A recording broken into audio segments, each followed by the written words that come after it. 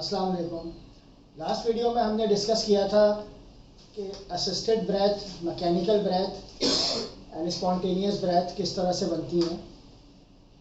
Ventilator graphical representation जो है वो दिखने में तो काफ़ी मुश्किल समझ आती है, शायद सही तरह से पढ़ाई नहीं जाती। तो अगर आप वेंटिलेटर ग्राफिकल रिप्रेजेंटेशन को देखना चाहते हैं तो मेरे लास्ट लेक्चर देखें, उसमें मैकेनिकल ब्रेथ कैसे होती है, ग्राफिकल रिप्रेजेंटेशन, असिस्टेड ब्रेथ और कंट्रोल ब्रेथ, स्पॉन्टेनियस ब्रेथ। आज हम डिस्कस करेंगे स्केलर्स को, wave form of the ventilator. Scalars जो होते हैं, तीन तरह के स्केलर्स होते हैं। एक हमारे पास प्रेशर टाइम होता है कर्व, वॉल्यूम टाइम कर्व होता है और एक फ्लो टाइम कर्व होता है। तीन तरह के कर्व हमारे पास होते हैं। तो सबसे पहला जो है प्रेशर टाइम कर्व पे जब पेशेंट ब्रेथ लेता है तो किस तरह से ग्राफ बनता है, हम इसको देखेंगे। एक्स एक्सेस, दूसरा वाई एक्सेस, ये 0 पॉइंट है। यहाँ पर हम लेंगे प्रेशर को और नीचे हम लेंगे टाइम। प्रेशर टाइम कर्व पे जब ग्राफिकल रिप्रेजेंटेशन में पेशेंट इनहेलेशन करता है तो इनहेलेशन जब फेफड़ों में हवा भरना शुरू होती है तो इस तरह से ग्राफ उठता है। ये सारा इंस्पायरेटरी फेस है और यहाँ पर एक पीक पे आके ड्रॉप हो जाता है जिसको हम PIP पिप कहते हैं, यानी पीक इंस्पायरेटरी प्रेशर। और जब यहाँ रुकता है उसके बाद जब सांस बाहर निकालता है तो ग्राफ ऐसे वापस अपनी बेस लाइन पे वापस आ जाता है। तो इस तरह से प्रेशर टाइम कर्व पे इनहेलेशन और एक्सहेलेशन जो है वो एंड होती है। समझ आ रही है आपको? जी सर। गुड। इसी तरह इसको अगर बीच में हम सेंटर से लाइन ड्रॉ कर दें तो ये आपका इंस्पायरी टाइम है और ये आपका एक्सपायरी टाइम है। इसके बरक्स वॉल्यूम टाइम कर्व पे जब वॉल्यूम टाइम का जब कर्व बनता है तो वॉल्यूम टाइम का कर्व इससे डिफरेंट बनता है। X axis, Y axis, flow time का देखते हैं पहले, वॉल्यूम का इसके बाद देखेंगे। यहाँ पे अगर हम फ्लो ले लें और यहाँ पे हम टाइम ले लें, ये 0 है। अब जब फ्लो टाइम का कर्व बनेगा तो वो इससे चेंज बनेगा जैसे ही वेंटिलेटर जो है पेशेंट में हवा भरना शुरू करेगा, इनहेलेशन होगी, तो ये फ्लो टाइम का कर्व ऐसे उठेगा और अपना प्रेशर मेंटेन करेगा, यानी लंग इन्फ्लेट जो होगा, इन्फ्लेशन जो है उसको मेंटेन करके रखेगा।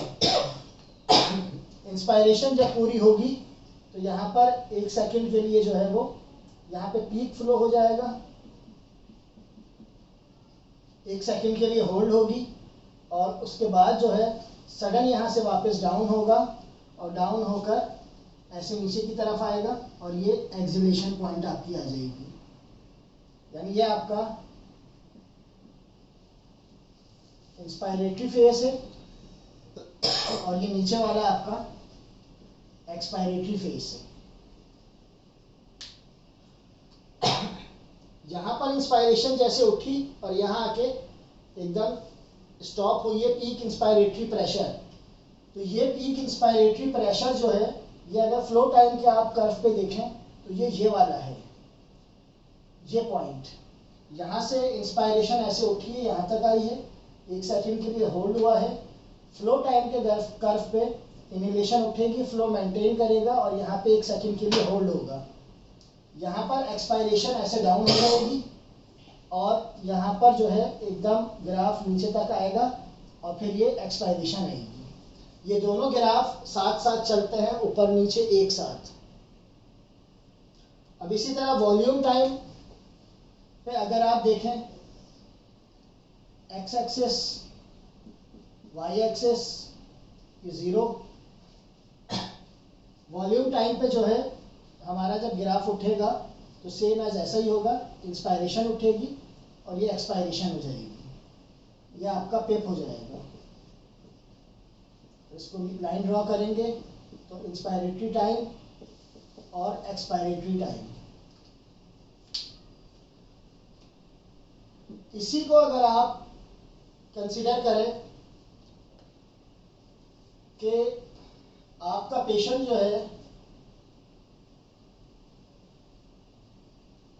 एयरवे रेजिस्टेंस अगर आपने चेक करनी हो, आपका पेशेंट जो है वो पीक फ्लो ज़्यादा बना रहा है, पीक प्रेशर वेंटिलेटर पे अगर ज़्यादा बन रहा है तो प्रेशर टाइम कर्व पे if the rise peak pressure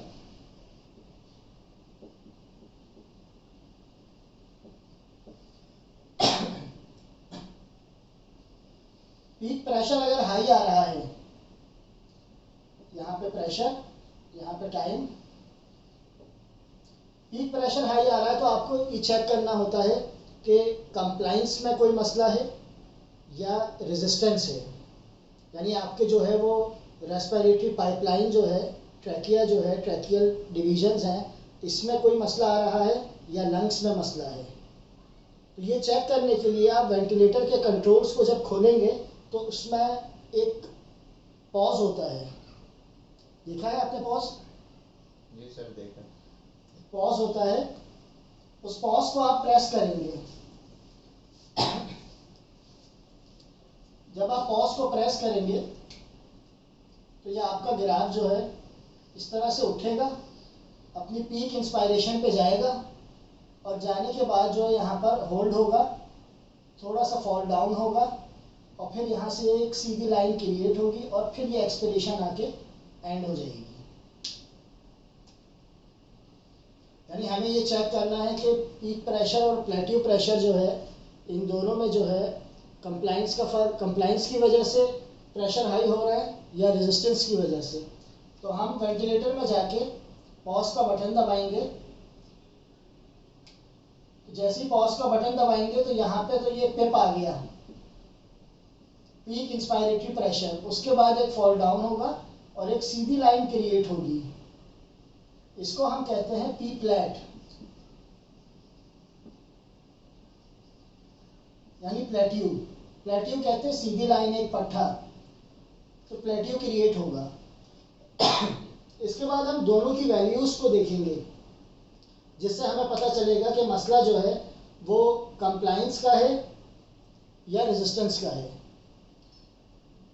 तो नेक्स्ट वीडियो में हम इसको डिस्कस करेंगे कि अगर कंप्लाइंस का मसला आ रहा हो या रेजिस्टेंस का मसला आ रहा हो तो ग्राफिकल रिप्रेजेंटेशन में हमें ये बात कैसे पता चलेगी कि मसला कहाँ से क्रिएट हो रहा है। तो नेक्स्ट वीडियो में हमारे साथ रहिएगा, इंशाल्लाह हम नेक्स्ट संडे को डिस्कस करेंगे। अस्सलाम वालेकुम।